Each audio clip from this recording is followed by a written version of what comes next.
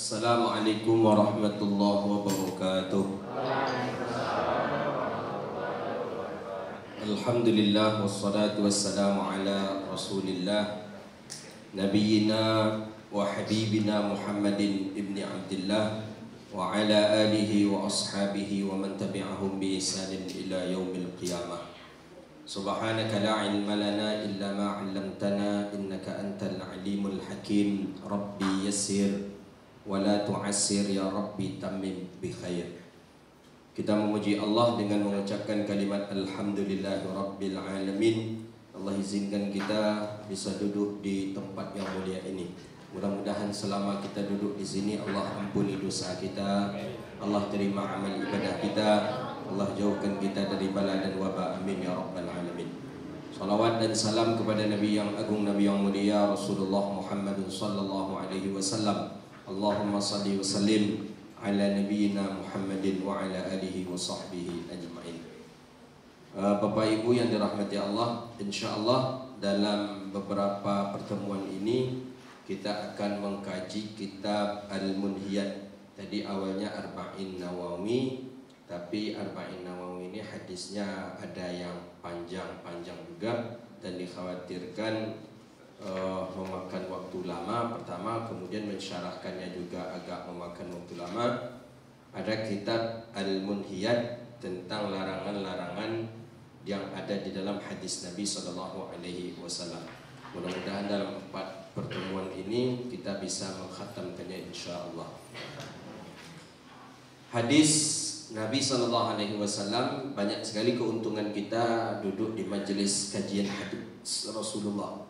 Karena Nabi mengatakan, taraktu fikum amraini ma in tamassaktum bihima lan tadillu abada. 2 pegangan hidup yang aku tinggalkan untuk kalian, kata Rasulullah. Siapa yang berpegang kepada keduanya, lan tadillu abada, tidak akan pernah tersesat selama-lamanya. Yang 2 itu kitab Allah wa sunnatan Nabi. Kitabnya Allah, Al-Quran, wa sunnatan Nabi, dan sunnah Nabi Muhammad SAW. Maka banyak orang-orang yang berusaha selalu bisa membaca hadis-hadis Rasulullah. Dan bahkan Imam Malik dan Imam Syafi'i dalam setiap majelisnya tak pernah dia tertinggal daripada membaca hadis Nabi SAW. Karena membaca hadis Nabi 1 kali saja, membaca hadis Rasulullah, man 'allama baban min ilmi, 1 bab daripada ilmu, 1 hadis daripada hadis Rasulullah, maka mendapatkan ganjaran pahala seperti salat 200 rakaat. Jadi 1 hadis 200 rakaat. Kalau 10 hadis kita baca, berarti kita sama memperoleh pahala 2000 rakaat salat. Bahkan di dalam satu riwayat lagi disebutkan ka'annahu jihadun ma'a Rasulillah, sama seperti seolah-olah dia berjihad dengan Rasulullah SAW. Ketika Nabi hidup, kita jihad dengan Rasulullah. Berapa hendaknya pahala besarnya yang kita dapatkan pahala daripada jihad kita itu? Kita cuma dengan membaca hadis Nabi SAW. Kita tak bisa seperti Sayyidina Anas bin Malik yang selalu menyediakan air untuk Nabi ketika Nabi nak berwudu, ketika Nabi nak mandi. Kita tak bisa seperti Abdullah bin Mas'ud yang membentangkan sejadah Nabi ketika Nabi nak salat. Kita tak bisa seperti Huzaifah ibn al-Yaman yang selalu memegang sendal Nabi. Kita tak bisa seperti itu. Jadi kalau kita tak bisa seperti orang yang dekat dengan Rasulullah, cukuplah kita menekuni hadis-hadis Nabi Sallallahu Alaihi Wasallam. Jadi hadis ini akan kita baca, akan kita, ya mudah-mudahan ada waktu, Allah beri peluang kita untuk bisa mengkhatamkan daripada hadis-hadis ini insyaallah. Baik, bismillahirrahmanirrahim. Kita akan memulai dengan hadis yang pertama, Al-Munhiyatu fi sunnah. Ada larangan daripada sunnah baginda Nabi Sallallahu Alaihi Wasallam. Mana larangan itu? Pertama, qala, daripada Sayyidina Jabir bin Abdullah. Jadi Jabir bin Abdullah periwayat hadis. Kalau riwayat itu sahabat yang mendengar hadis langsung dari Rasulullah, itu namanya riwayat. Kalau rawi itu orang yang menulis hadis ke kitab hadis, itu namanya rawi. Jadi bedakan. Imam Bukhari, Imam Muslim itu perawi hadis, bukan periwayat. Kalau periwayat hadis itu sahabat Nabi seperti Abi Hurairah, siapa lagi, seperti Sayyidah Aisyah, seperti orang yang pernah berjumpa dengan Rasulullah, itu disebut dengan periwayat hadis. Kalau ulama yang menulis hadis itu ke dalam kitab hadis, itu bukan namanya riwayat, tapi namanya perawi. Jadi bedakan. Rawahu dengan riwayat itu beda. Rawahu Muslim, karena Imam Muslim perawi hadis, bukan periwayat hadis. HR hadis, riwayat Abi Hurairah. Berbeda dengan RW, apa katanya, RH radhiyallahu anhu. Ada satu lagi rawi. Rawi, rawahu fulan, gitu. Tapi kalau riwayat itu sahabat Nabi. Hadis an Jabir bin Abdullah. Setiap hadis mesti harus ada periwayat. Kalau tak ada periwayat, itu cerita aja namanya ini. Itu bedanya hadis dengan cerita. Kalau cerita bisa kita buat-buat saja. Tapi kalau hadis tak bisa. Hadis itu mesti ada riwayat. Riwayat itu sanad yang jelas. Sanad yang jelas itulah daripada hadis Nabi sallallahu alaihi wasallam. An Jabir bin Abdullah, daripada Jabir bin Abdullah radhiyallahu anhuma. Qala, Jabir ni sahabat Nabi yang paling banyak melihat mukjizat Nabi. Jadi yang paling sering melihat mukjizat Nabi itu namanya Jabir bin Abdullah. Jabir bin Abdullah. Apa saja mukjizat Nabi? Ya, di antaranya dia pernah melihat Nabi langsung untuk membayar hutangnya. Jadi begini ceritanya. Ayah Jabir ini perang. Ayah Jabir ini sudah tua. Jabir ketika itu usianya 12 tahun. Jadi Jabir minta izin kepada ayah untuk ikut perang. Ya, tolonglah izinkan aku untuk ikut perang ya. Kata ayah, engkau tak usah ikut perang. Engkau jaga saja 9 saudari perempuanmu. 9 orang dan sanak perusi ya. Itu aja jago. Itu sudah sama dengan jihad. Karena dia ingin juga perang, dia datang ke Rasulullah minta izin. Ya Rasulullah, azin talana ilal harbi. Izinkanlah aku untuk perang ya Rasulullah. Nabi ada dua yang haknya milik orang tua. Walaupun Nabi tidak bisa berhak dalam masalah dua ni. Mana dia? Pertama, izin perang. Izin perang mesti orang tua. Tidak boleh orang yang lain. Yang kedua, izin safar haji. Kita kalau ingin pergi musafir haji, itu mesti wajib mendapatkan izin orang tua. Kalau orang tua tidak mengizinkan, maka perjalanan haji kita dianggap tidak sah. Dan bahkan bisa menjadi perjalanan maksiat. Jadi orang tua itu sangat-sangat menentukan dalam safar haji, kemudian dalam safar peperangan. Jadi Jabir datang ke Rasulullah, tolong ya Rasul izinkan. Kata Nabi, aku tak ada hak untuk mengizinkan. Engkau bagus datangin saja ayah engkau minta izin. Kata Jabir, ayahku tak mengizinkan aku ya Rasulullah.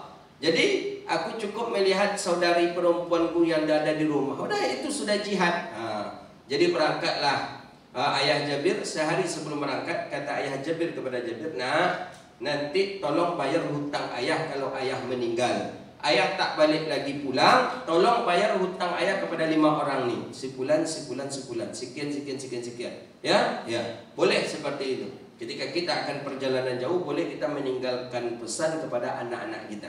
Boleh, sampai kepada untuk membayarkan hutang boleh. Kanak awak boleh, kanak orang tak boleh.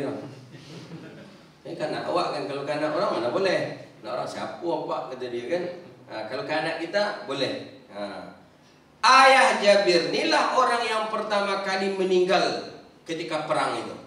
Sampai berita ke Madinah. Ayah Jabir orang yang pertama kali terbunuh ketika di medan perang.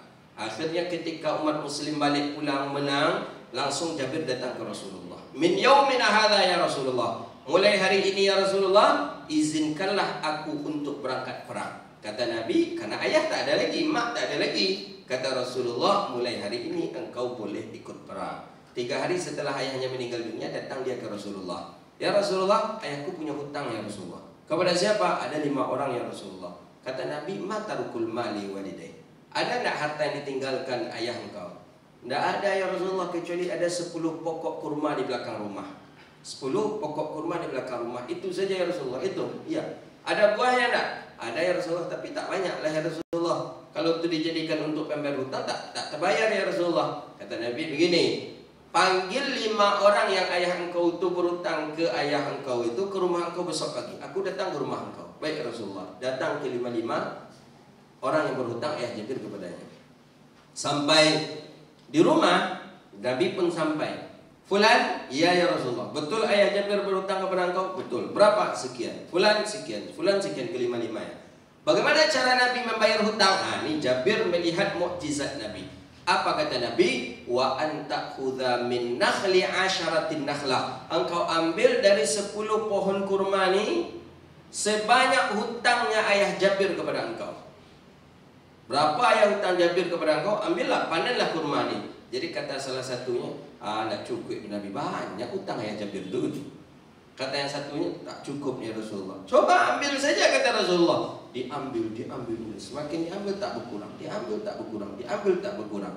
Ana kifayah ya Rasulullah. Ana kifayah. Saya cukup ya Rasulullah. Saya cukup. Ke-5 ya cukup. Kata Jabir, walamma nazartu ila nakhlah. Manakala aku melihat kepada pohon kurma itu, wala nuqsa syai'a. Tidak berkurang sedikit pun buah daripada pohon kurma itu. Setelah hutang dibayar kepada 5 orang itu. Itu mukjizat Nabi. Yang menampakkannya secara langsung itu Sayyidina Jabir bin Abdullah, periwayat hadis yang akan kita baca ini gitu. Itu Nabi bisa tanya awak Jabir pula. Andainya belakang rumah ni. Ambillah apa? Ambillah kutlah katanya. Walanya jadi panen. Buah tu tak ada, macam mana nak panen buah? Nak di mana? Itu Rasulullah. Pokoknya Jabir terkenal sahabat yang paling banyak melihat mukjizat Nabi itu Jabir. Jadi suatu ketika ada perang Khandaq, bukan perang Khandaq, perang ke arah Tabuk sana. Jadi Jabir ini terlambat. Memang terlambatnya Jabir ini, kuda Jabir ini tak pandai kencang ya, tak bisa kencang, pelan-pelan. Orang semua dah kencang. Jadi pas Bilwadiyah namanya, sebuah lembah, Nabi mengabsen. Kita absenlah dulu kita Rasul. Kita tengok fulan hadir, fulan. Pas di nama Jabir bin Abdullah, dah ada. Mana Jabir kata Rasulullah? Magash, kayak orang Arab, magash. Tak datang dia ya Rasulullah. Tak datang. Nah, dulu aib kalau tak datang ke perang tu aib. Datang mungkin ini mungkin karena Jabir terlambat tak datang. Ditengok, memang nampak ada orang yang kecil macam semut dari jauh tu. Adhannahu wa Jabir ya Rasulullah. Aku berprasangka itu pasti Jabir tu ya Rasulullah. Nantaziru, kita tunggulah ya Rasulullah. Ditunggu. Rupanya betul Jabir bin Abdullah. Kata Nabi, belum turun Jabir itu dari tunggangan kudanya, kita turun ya. 5 tata'akhar kata Rasulullah. 5 tata'akhar. Kenapa engkau terlambat kata Rasulullah? Kata Jabir, kuda ni aku ini tak pandai lari kencang ya Rasulullah. Tak bisa dia kencang. Yalah, dipukul pantat daripada kuda tadi oleh Rasulullah sambil Nabi berbicara. Ketika itu langsung kencang lari kuda tadi. Itu mukjizat Nabi yang nampak oleh Jabir bin Abdullah. Sehingga susah pula untuk menstopnya, tak bisa. Jadi malu pula duluan je lah terlambat, ininya pula duluan. Jadi kata Rasulullah, nimshi, taruh je lah kata Nabi SAW. Itu Jabir bin Abdullah. Pokoknya Jabir ni lah yang paling sering nampak mukjizat Nabi sallallahu alaihi wasallam. Tu Nabi je bisa tanya, awak tak bisa. Mogok-mogok mobil kita kan sifat ban itu kan copet lengannya, dia pun copet gitu. Nah, Jabir banyak. Kalau kita sebutkan kan habis hari kita. Jadi kita mengkhatamkan kitab ini. Jadi pernah perang Khandaq, Nabi dah 3 hari tak makan. Tanda Nabi itu tak makan, ada benjolan di perutnya. Benjolan di perut itu batu.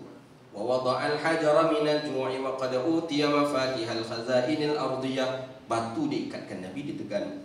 Jadi kalau dah ada batu tu, berarti Nabi dah 3 hari tak makan. Memang yang akan dia makan itu tak ada.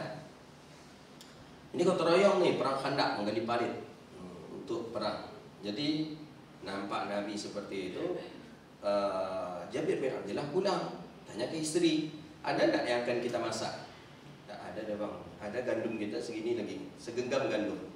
Terus ada anak kambing kecil ada di dalam kandang. Udah sembelih aja lah kambing itu, kita ajak Rasulullah. Di sebelah kambing dimasaklah gandum tadi, diajak Rasulullah. Kambing kecil, orang Arab cuma bisa 4 orang saja. Yang hadir menggali parit ketika itu 76 orang. Kata Jabir ke Rasulullah, ya Rasulullah, nanti kita istirahat dan makan di rumah saya ya Rasulullah. Oh iyalah, baik, terima kasih, kata Nabi. Langsung Nabi umumkan, ya ashabi, kata Rasulullah, 76 orang. Jabir nada'una, Jabir mengajak kita untuk makan nanti siang di rumahnya. Alhamdulillah, kata sahabat. Jabir, porsi untuk 4 orang tentang 76 orang. Komak itu kalau sahaja itu komak. Lah bingung tak? Cara menyabik Rasulullah. Balik Jabir pulang risau. Ini macam mana ini Rasulullah? Kata orang tak tahu dia dah bang. Pandai-pandai abang lalai itu masak aja kata. Jadi nampak Jabir gelisah itu, kata Rasulullah, nampak Jabir gelisah. Kata Nabi, kata Rasulullah kepada Jabir, jangan engkau angkat bejana, maksudnya kuali itu, periuk itu sebelum aku datang. Itu aja pesan Nabi, biarlah di sana. Datang 76, ramai 76 itu. Jadi mana bejananya, periuk itu di mana? Di sana ya Rasulullah. Dikacau oleh Nabi dengan sendok tadi itu, dikacau oleh Nabi. Kata Nabi, waqsim lahum, bagikan ke mereka. Dibagikanlah ke mereka. Yang dalam kuali, yang dalam periuk tadi tidak berkurang, kata Jabir bin Abdullah.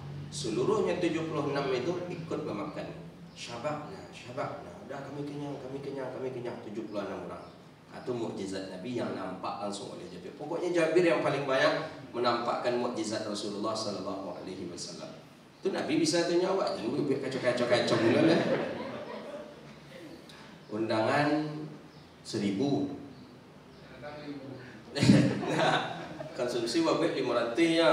Jadi kata kita ke catering berapa buat? Dah 500 porsi aja lah. Pada undang 1000 kan kilo kerja namanya. Nah, jadi macam mana nanti aman lah. Undangan lah 500, birang lah habis, apalah kita tenang lah. Kacau je tari. Kamu tambah kalau awak tu tambah kacau, tambah hancur. Panjang kalau Jabir ni, sangat banyak sekali kisah Jabir bin Abdullah sampai Nabi mencarikan dia pasangan hidup, isteri. Itu Jabir bin Abdullah. Masuk ke hadis. Kalau cerita riwayat itu kita tak jadi masuk ke hadis Nabi. Apa kata Jabir bin Abdullah radhiyallahu anhu? Qala Rasulullah sallallahu alaihi wasallam, naha Rasulullah ayyadkhul al-ma'ila bimi'dharin.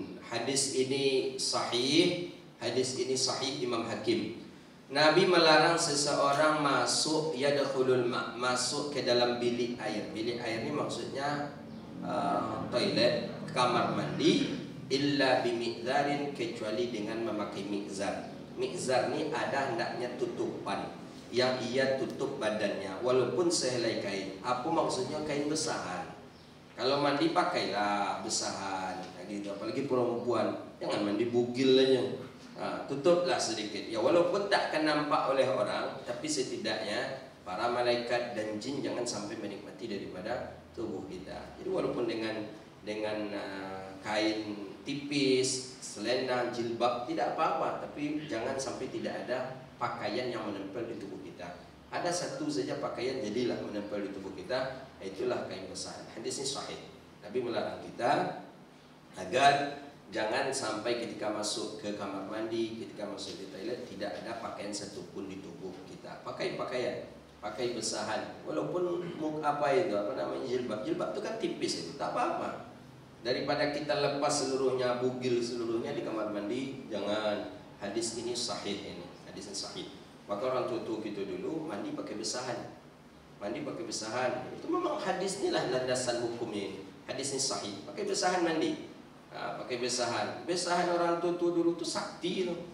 Hebat dia besahannya, walaupun dia pakai untuk menutup auratnya, tapi besahan itu sakti. Saktinya apa? Di daerah saya, kami di Kabun, di Tapung itu, orang dulu membuka lahan ini pakai bakar juga. Dibakar. Mama kita buka lahan 3 hektar. Dah, kita rintis 3 hektar, kita bakar. Tapi tidak pernah api itu menjalar. Tidak pernah api itu pindah ke ladang orang. Tidak pernah api itu hinggap ke ladang orang ke kiri. Dia cukup membakar yang 3 hektar saja. Pakai apa ya? Pawang api. Pakai kain besahan tu kan. Saya pernah lihat itu. Jadi pakai besahan ya tukang azan dia di masjid itu, tapi kain besahan itulah yang pacik dia punya, letaknya di bahunya. Jadi setiap apa itu yang 3 hektar rintisan itu dilaluinya tapi pakai besahan tadi.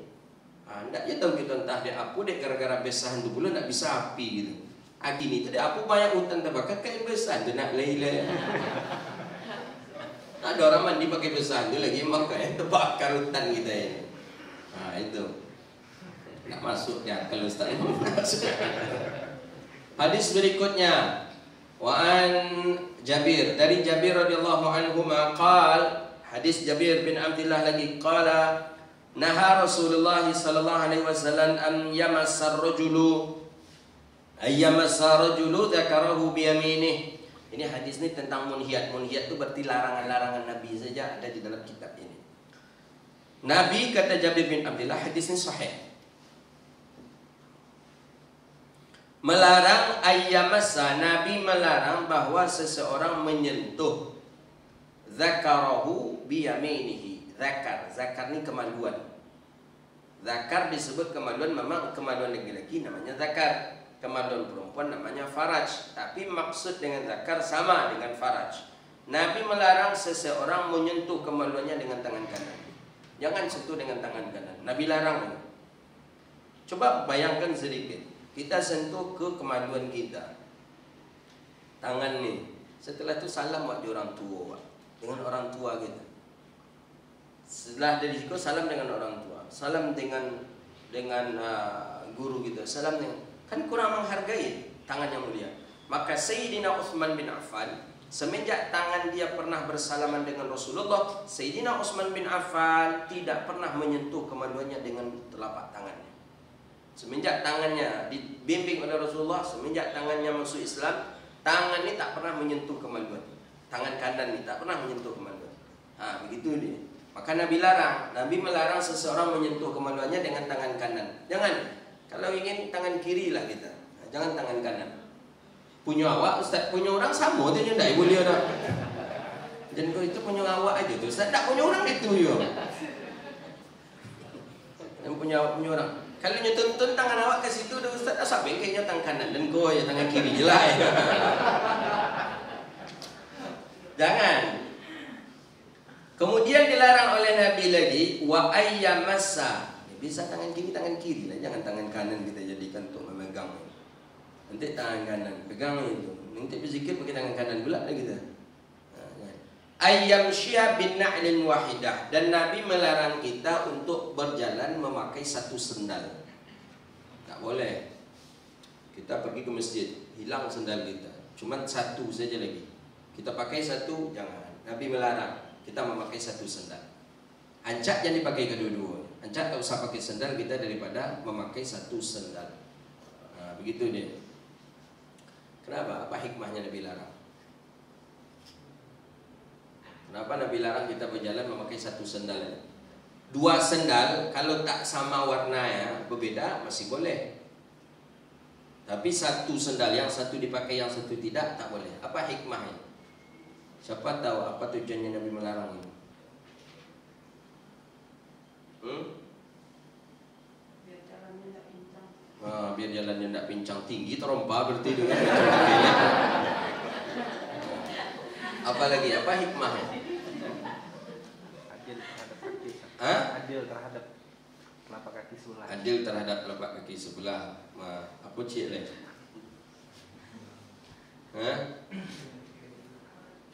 Apa? Supaya tidak membuat orang suuzon. Itu dia. Jadi kalau pakai kaki sebelah, maaflah kawan, ini gitu kan. Kan membuat orang suuzon jadinya. Padahal kita sehat gitu ya. Cuma dia terompahnya cilok orang aja ya. Awak dia pakai juga itu. Timbul fitnah lagi. Ustaz tu tak bisa dengar hadis lagi tak apa tu. Lacuk makin terompah sebelah, nampak kan? Buruk macam bunyinya. Itu dilarang oleh Nabi. Kemudian Nabi larang lagi kita ayyashtamila samma di perempuan ini. Orang Sudan hampir memakai ini, tapi orang Sudan tadi bagian pinggang pula, bagian macam India. Ayyashtamila samma. Samma ini dalam bahasa hadis itu melilitkan pakaian di badan. Melilitkan pakaian. Kalau film-film India kita tengok tuh seperti itulah perempuannya, cuma pusing, kalau terbudu nampak kan. Ini enggak, memang dililitkan ya pakai ini tuh, diputarkannya pakai itu dilarang oleh Rasulullah, dilarang oleh Nabi, karena dia banyak mudaratnya. Kemudian ayyujtaba fi saubi laisa ala farjihi minhu syai'.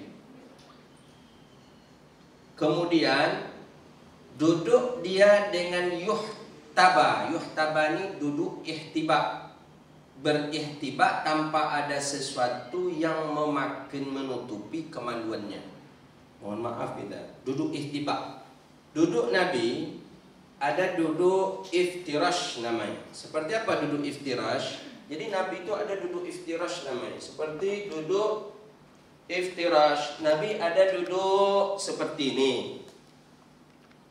Iftirash. Duduk Nabi seperti ini. Ada duduk Nabi tawarruk, seperti orang tasyahud. Kadang tawarruk kanan, kadang tawarruk kiri Nabi. Itu duduk Nabi SAW. Ada satu lagi namanya duduk ihtiba. Itu yang disebutkan di dalam hadis. Ihtiba itu seperti ini duduk. Jadi seperti ini duduk. Duduk seperti ini boleh, tapi tangan. Tapi ketika Jumat tak boleh. Ketika Jumat makruh hukumnya. Khatib sedang berkhutbah macam duduk, tak boleh. Ya, yang seperti ini tak boleh. Kalau meluk tangan seperti ini boleh. Tapi Jumat tetap tak boleh. Hari Jumat tetap tak boleh macam ini. Ini namanya duduk ihtiba. Melipat, menyilangkan kaki juga ihtiba. Seperti ini juga ihtiba. Yang dilarang oleh Nabi kalau kita duduk ihtiba tidak memakai pakaian dalam. Itu yang dilarang oleh Rasulullah. Awak duduklah merdeka, ikut mengangur juga. Itu yang dilarang oleh Rasulullah. Kalau ingin duduk ihtiba, pakailah pakaian dalam. Begitu. Hadisnya kuat. Jadi kalau ingin duduk ihtiba seperti ini, balik kaki. Perempuan tidak boleh duduk daripada duduk ihtiba. Kita laki-laki boleh. Tapi ihtiba itu dengan memeluk daripada lutut saja dan tak boleh bertumpu dengan kedua tangannya. Lah duduk merdeka atau duduk merdeka satu saja kita peluk boleh. Tapi bertumpu tangan di situ tak boleh. Merdeka boleh. Lah duduk merdeka boleh. Kau duduk kalau orang berjudi kau. PT habis awak nak main je lah. Bini moka-moka di rumah macam tu. Tu duduk namanya duduk ihtiba. Sedangkan duduk bersila seperti ini Nabi jarang Nabi duduk bersila seperti ini. Karena ini duduknya orang yang sombong. Duduknya para raja, orang yang sombong duduk seperti ini. Tapi kita ini yang paling enak kita duduk. Enak kita duduk seperti ini enak. Lama kita tahan duduk seperti ini. Tapi kita duduknya para raja. Raja di singgasana di kursi itu duduknya kan seperti ini. Jarang Nabi duduk seperti ini, jarang. Pernah dalam riwayat tapi jarang Nabi duduk yang seperti ini. Kita lama duduk macam ini. Kuat lama gitu.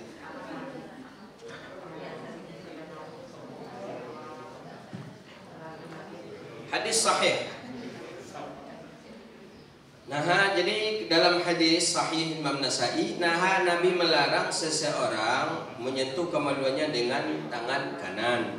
Dan Nabi larang seseorang berjalan dengan memakai satu sendal. Nabi larang seseorang melilitkan pakaian di tubuhnya. Dan ayyujtaba fi thawbin, dan orang yang duduk ihtiba tanpa menutup kemaluan. Maksudnya tanpa memakai pakaian dalam. Jadi mesti harus pakai dalam lah kalau ingin duduk ihtiba. Kalau nak kan lain belum bantu dengan. An Huzaifah ibn al-Yaman, hadis berikutnya. Waktu sampai jam berapa? Setengah 10. Tadi ada pertanyaan. Oh, ada pertanyaan. Setengah 10, sebelum setengah 10 berhenti atau macam mana? Atau kini berhenti itu tanya jawab, atau sebelum setengah 10 berhenti kemudian macam mana? Tanya jawab 10 menit aja. 10 menit tanya jawab, berarti 9.30 berhenti. Kemudian tanya jawab 10 menit. Baik. Hadis baru 2. Hadis yang ketiga. An Huzaifah ibn al-Yaman. Huzaifah ibn al-Yaman ini sahabat Nabi. Kita selalu sebut-sebut sahabat Nabi biar banyak yang tahu kita nama sahabat. Oh, sahabat dan tu Abu Bakar, Umar, Utsman, Ali itu dia tarawih dibaca. Kalau selebih itu tak tahu lagi. Pada sahabat Nabi itu jumlahnya 60.000 orang. 60.000 orang itu Allah memuji dalam Al-Quran itu radhiyallahu anhum wa radu'an. Allah meridai para sahabat Nabi sallallahu alaihi wasallam. 60.000 orang-orang ahli surga. Masa ya waktu cuma nampak orang. Nah, kita yang masuk surga, mereka pas kenalan di surga, siapa ni? Huzaifah bin Yaman. Mana kampung? Padahal itu sahabat Nabi Huzaifah bin Yaman. Sahib sirri Rasulillah. Terkenal Huzaifah bin Yaman ini menyimpan rahasia Nabi. Orang yang tukang simpan rahasia Nabi Huzaifah bin Yaman. Sampai bila meninggal dunia tak terbuka rahasia Nabi kepadanya. Dan bahkan ibunya bertanya, ada apa nak? Ada sesuatu bu. Apa itu? Rahasia Rasulullah. Kata Nabi, tak boleh aku menyampaikan kepada siapapun tu. Yuk, itu ibunya boleh faham. Kata ibunya, engkau jagalah amanah Rasulullah sallallahu alaihi wasallam. Nak mode ibu di zaman awak ini, zaman awak ini kepo. Apa tu? Rahasia. Lah pandai lah nyembunyi ya kan.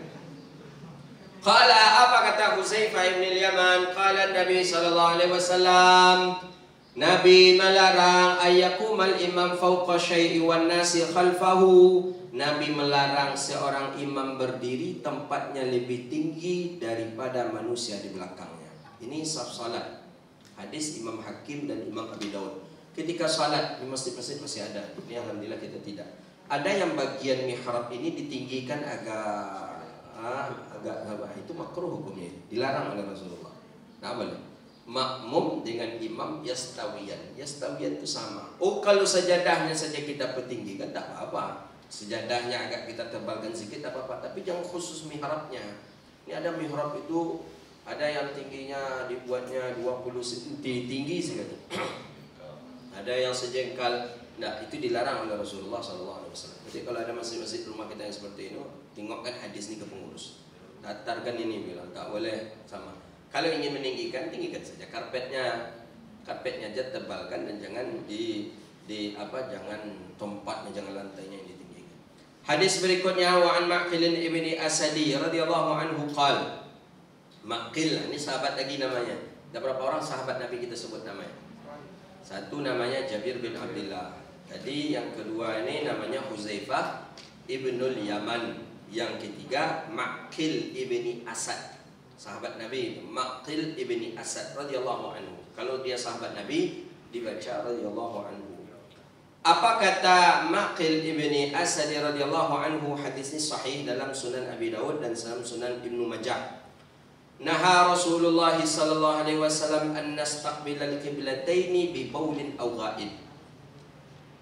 Nabi melarang seseorang bi baulin, baul buang air kecil, ghaid buang air besar. Apa yang dilarang oleh Nabi? Nastaqbil qiblataini, untuk menghadap daripada dua kiblat. Menghadap kiblat Masjidil Haram, Masjidil Aqsa. Menghadap, dilarang kita oleh Rasulullah menghadap ketika pipis dan buang air besar di situ. Apa maksudnya? Baul ini buang air kecil ini, baul namanya. Yang buat nama anak jangan buatlah baul lagi. Ini ada orang buat nama anak bul itu sama arti baulin namanya itu. Bul Saputra. Apa panggilannya? Bul itu namanya pipis itu. Pipis Saputra, pipis tarwi aja anak. Ghaid satu. Jadi tak boleh kita memberi nama baul satu, ghaid. Menghadap ke arah kiblat. Umpama saya ingin mencontohkan, nampaknya harus dicontohkan biar agak apa sikit. Kiblat kita kan arah ke sana, betul nih? Ini arah ke sana. Arah ke sana kita. Kita pipis kita arahkan arah ke sana. Ini tak boleh. Tak boleh. Tapi kalau buang air besar kita arahkan arah ke sana, bolehkah? Maksud ghaid di sini buang air besar mengarah ke arah kiblat itu menghadap ke sana. Bukan. Maksudnya bagaimana? Pipis menghadap ke arah sana hukumnya tak boleh. Buang air besar menghadap ke sana boleh. Yang tak boleh itu kalau menghadap ke sana. Lah, kenapa? Karena tempat buang keluarnya itu kan bagian belakang. Jadi kalau bagian belakang itu arah ke kiblat, itu yang tak boleh. Itu maksudnya nastaqbil gitu. Ini jarang-jarang orang apa. Jadi maksudnya hadis itu dilarang, Nabi melarang seseorang buang air kecil, buang air besar menghadap ke arah kiblat. Buang air kecil menghadap kiblat seperti ini, tak boleh. Buang air besar menghadap kiblat seperti ini, enggak. Seperti ini maksudnya. Kenapa? Yang keluar dari belakang. belakang bagian daripada kiblat ini yang tak dibolehkan. Begitu dia. Cuma kebanyakan kita biasanya ketika buang air godang pipis pula seketek. Iya kan? Setiap buang air besar pasti kita buang air kecil kadang. Ya pastilah buang air kecil kita. Maka oleh karena itu ihtiyatnya lebih elok kita untuk ambil yang miring saja. Begitu dia. Itu lebih afdal. Cuma larangan ini di mana? Fis sahra. Kalau kita buang air besar di tempat yang tidak ada halangan, tak ada hambatan, seperti di sungai, di sawah, di tengah lapang, tak ada penutup, maka berlaku. Tapi kalau di dalam kamar kita tak berlaku. Boleh kalau di kamar kita ada toilet, ada kloset, nak menghadap kiblat nak kemana? Boleh. Begitu ya yang saya pelajari selama ini dengan masyaikh di beberapa daerah. Dan sebagai orang tak boleh juga. Tidak, ya ada batasan. Hadis berikutnya, sahabat Nabi lagi namanya Abdullah bin Umar radhiyallahu anhu radhiyallahu anhuma. Abdullah bin Umar. Kita tahu Abdullah bin Umar? Abdullah bin Umar ni sahabat yang paling suka meniru Rasulullah.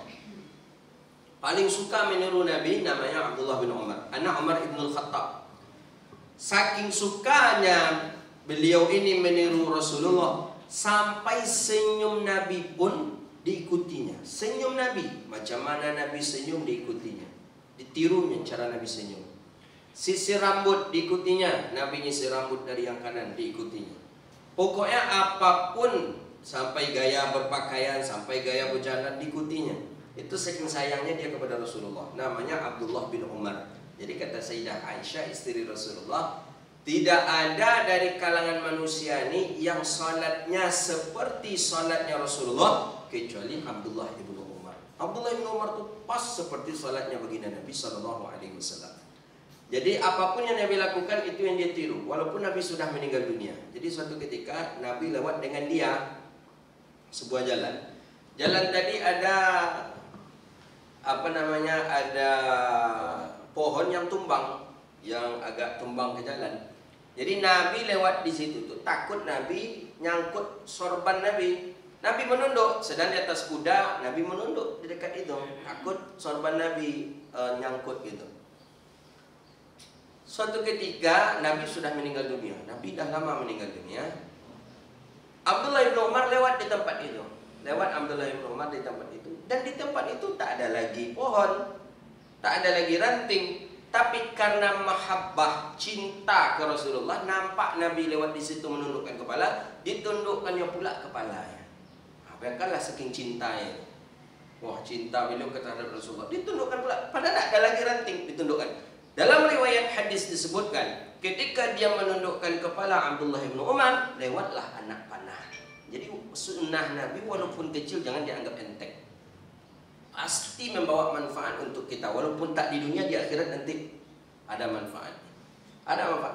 Menunduk Abdullah bin Umar, langsung lewat panah. Rupanya ada orang yang memanah dari arah sana, lewat anak panah tadi. Tapi karena menunduk pada ranting tak ada, karena mahabbah, cinta kepada Nabi SAW. Terkenal sahabat yang paling mengikuti cara fisiknya Rasulullah adalah Abdullah bin Umar. Jadi suatu ketika dia berangkat pergi haji, membawa rombongan dari Madinah ke Makkah. Ada mengatakan satu rombongan itu 40 orang, ramai. Dia ketua regu. Sampai di suatu tempat disuruh orang berhenti. Berhenti katanya. Diturunkannya, turun dia dari tunggang kudanya, berjalan, dia terus jauh, dia berjalan. Setelah dia berjalan tadi, dah di sana, habis itu balik dia lagi. Balik, kata Abdullah bin Umar, tahu tak kalian kenapa kalian saya suruh tunggu di sini? Enggak. Apa yang kau lakukan hai Abdullah bin Umar? Kata orang ke Abdullah bin Umar. Kata Abdullah bin Umar, aku ingin memberitahu kepada kalian bahwa Nabi pernah lewat di sini dan Nabi kencing di sana. Sampai tempat kencing Nabi pun diikutinya. Jadi kami menunggu engkau di situ, kau pergi buang air kecil di pokok, kata yang lain. Iyalah katanya. Itulah tempat Nabi buang air kecil. Begitu sampai ke tahap itu pun ditiru gaya Rasulullah. Itulah sahabat Nabi bernama Abdullah bin Umar. Apa kata Abdullah bin Umar? Hadis Imam Ibnu Adi. Naha Rasulullah ayatakhalla rajulu tahta sajaratin musmiratin. Nabi melarang seseorang buang hajat di bawah pohon yang berbuah. Tak boleh buang air kecil di bawah pohon berbuah, buang air besar di bawah pohon berbuah tak boleh. Wak punya batang mangga, buang godang wak di situ tak boleh. Ada rasa itu loh mangga, Ustaz. Enggak, mangga tu tak ada rasa itu loh. Cuma ambil mangga tu azab orang lupa. Bermujahadah orang untuk mengambil mangga ya. Wa nahyu ayatakhalla ala dhaffatin nahrin jarin. Dan Nabi pun melarang kita untuk buang hajat di pinggir daripada sungai yang mengalir. Tidak langsung ke sungai itu, dah di pinggirnya sungai itu boleh gitu. Tidak boleh. Ada orang yang kadang buang air langsung ke air itu tak pandai ya dah. Berjumpa pantatnya dengan air itu tak amoy ya dah. Hanya ingin menggantung-gantung seketik itulah. Akhirnya di luar dia pakai. Di luar azab orang nak mandi, orang nak mengambil air tak boleh. Nabi larang itu. Hadis terakhir, wa an Abdullah ibni Sarjasin radhiyallahu anhu qala. Hadis sahih. Naha Rasulullah sallallahu alaihi wasallam ayyubala fil juhri. Bahwa Nabi sallallahu alaihi wasallam melarang seseorang untuk buang air kecil di lubang. Juhrin itu artinya lubang. Juhrin. Beda kalau jufrin beda lagi dia. Juhrin itu artinya lubang. Jadi ada lubang. Kita buang air di situ tak boleh. Ya, semutkah isinya atau apakah lah isinya, tetap tak boleh kita buang air kecil di lubang tadi. Yang sama yang pas buang air kecil sampai dia tsunami gitu. Dia kan pandai bicara dia. Dalam Al-Quran gitu kan. Ketika tentaranya Nabi Sulaiman ya, yang sedang lewat itu, wah sawas minggir, terdengar oleh Nabi Sulaiman. Mereka minggir itu. Nabi Sulaiman kan faham dengan ucapan makhluk. Itu dia. Maka tak boleh. Kalau awak pipis dulu pas lubang tu, apalah nyinyo kena awak tak tenang ada awak. Jangan-jangan dia laknatnya gitu.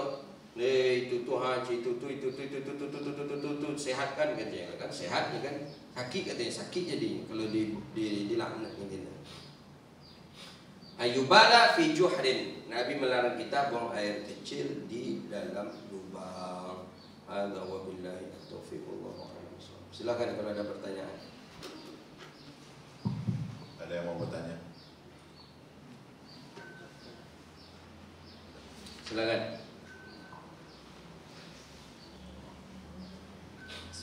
Assalamualaikum warahmatullahi wabarakatuh. Assalamualaikum.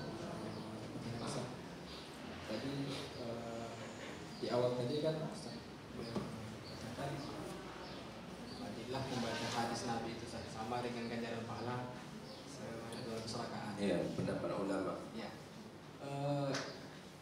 Itu apakah membaca konteks hadisnya saja atau membaca hadisnya beserta arti atau membaca artinya saja? Apakah sama pahalanya dengan yang kata-kata itu? Baik, makasih. Dia disebutkan dalam hadis itu man ta'allama baban. Siapa yang mempelajari, berarti membacanya, kemudian terjemahannya, kemudian memahami makna hukum daripada hadis itu. Ya seperti yang kita baca tadi lah. Ada berapa hadis yang kita baca tadi? Kita baca riwayatnya siapa, rawi siapa, status hadis sahih, hasan, dhaifnya, maksudnya hadis seperti apa, seperti itu. Bukan berarti sekedar membaca hadis saja, tak kita fahami, tak kita tahu riwayat siapa, apa tidak. Mesti harus tahu kita daripada riwayatnya, terjemahannya, maksud hadis itu, asbabul wurudnya, gitu. Macam tadi lah, gitu. Baik, ada yang lain? Ada.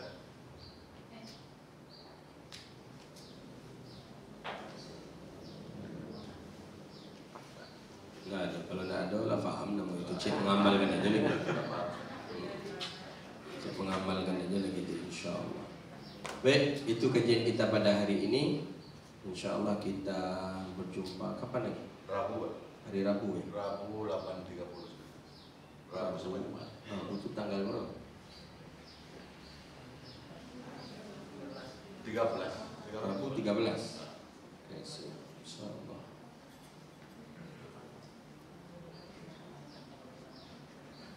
Khair, insya Allah. Ya, Rabu 13. Jam seperti Ya, 8.30. Baik, itulah kajian kita. Mudah-mudahan bermanfaat dan Allah berkahi kehidupan kita dunia wal akhirah. Amin ya rabbal alamin. Rabbana atina fid dunya hasanah wa fil akhirati hasanah wa qina adzabannar. Allahumma faqihna fid din wa 'allimna ta'wil wa hdina ila siratikal mustaqim. Rabbana zalamna anfusana wa illam taghfir lana wa tarhamna lanakunanna minal khasirin. Rabbana atina fid dunya hasanah wa fil akhirati hasanah wa qina adzabannar. Wassallallahu ala nabiyyina Muhammadin wa ala alihi washabihi ajma'in. Alhamdulillahi rabbil alamin. Demikian, mohon maaf. Assalamualaikum warahmatullahi wabarakatuh.